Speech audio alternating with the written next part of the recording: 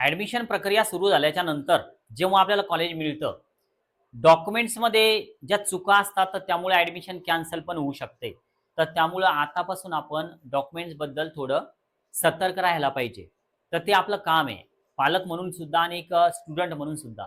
तर त्यामुळे कुठं नुकसान होऊ नये, तर यासाठी काय करा, तुमची जी फाईल आहे, तर त्या फाईलला तुमच्या कॅटेगरीनुसार सगळे डॉक्युमेंट्स व्यवस्थित लावून घ्या.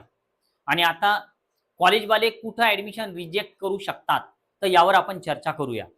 पहिला आणि महत्त्वाचा मुद्दा आहे, थोडं लक्षात घ्या. तुम्ही काय करा, की तुमच्या सगळ्या डॉक्युमेंट्सवर तुमच्या नावाचे जे स्पेलिंग आहे, तर ते चेक करा. मग यामध्ये तुमचं नाव असेल, तुमच्या वडिलांचं नाव आहे, तुमचं आडनाव आहे. तर हे सगळे स्पेलिंग चेक करा.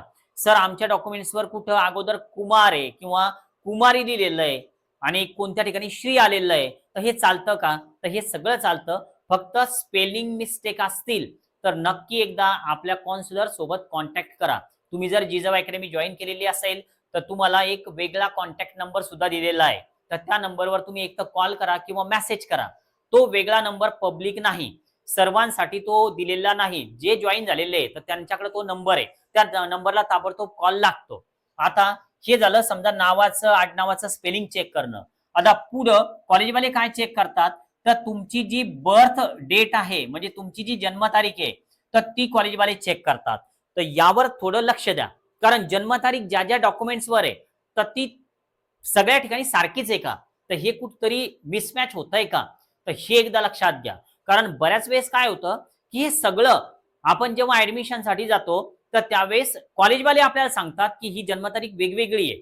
मग आपल्या लक्षात येतं, म्हणजे 8-10 वर्षापासून जे डॉक्युमेंट्स आपल्याकडे आहे तर त्यावर आपलं लक्ष नसतं आणि कॉलेजवाले 5 मिनिटात ती चुकी काढून तुम्हाला सांगतात. तर असं व्हायला नको. तर त्यामुळं नक्की ही गोष्ट तुम्ही चेक करा. आता पुढचा एक अजून महत्वाचा मुद्दा येतो, की जे कॉलेजवाले चेक करतात आणि जे आपल्याला माहिती नसतं आणि वेळेवर हे माहिती होतं आणि नंतर मग आपली खूप घाई होऊन जाते. काय होतं, की आपण काय करतो, की आपली जी टीसी आहे, आता टीसी किंवा मग मार्कशीट किंवा बोर्ड सर्टिफिकेट या ज्या गोष्टी आहे, तर बऱ्याच वेळेस आपण काय करतो, की 10वी मार्कशीट आणतो आणि जे बोर्ड सर्टिफिकेट आहे स्टेट बोर्डचं, तर ते आणतच नाही. ते शाळेतच ठेवून देतो. मग आता तुमच्याकडे जर का तुम्ही स्टेट बोर्डचे विद्यार्थी आहे, तर तुमच्याकडे 10वीच्या 2 ज्या मार्कशीट आहे, एक मार्कशीट आहे आणि एक बोर्ड सर्टिफिकेट आहे. अशा 2 वेगवेगळ्या गोष्टी असायला पाहिजे. तर हे महत्त्वाचे 3 मुद्दे डॉक्युमेंट्स बद्दल या व्हिडिओमध्ये आतापर्यंत मी शेअर केले. चौथा मुद्दा आहे, की तुमच्याकडे कॅरेक्टर सर्टिफिकेट आहे का? जर तुम्ही फ्रेश असाल तर तुमच्याकडे कॅरेक्टर सर्टिफिकेट हे तुमच्या 12वीच्या कॉलेजमधून दिलेलं असायला पाहिजे, पोलीस स्टेशनचं नाही. 12वीच्या कॉलेजमधून कॅरेक्टर सर्टिफिकेट मिळतं. त्याचा एक फॉर्मॅट असतो. तो फॉर्मॅट कॉलेजमध्ये आहे का, त्यांना विचारा आणि ते घ्या.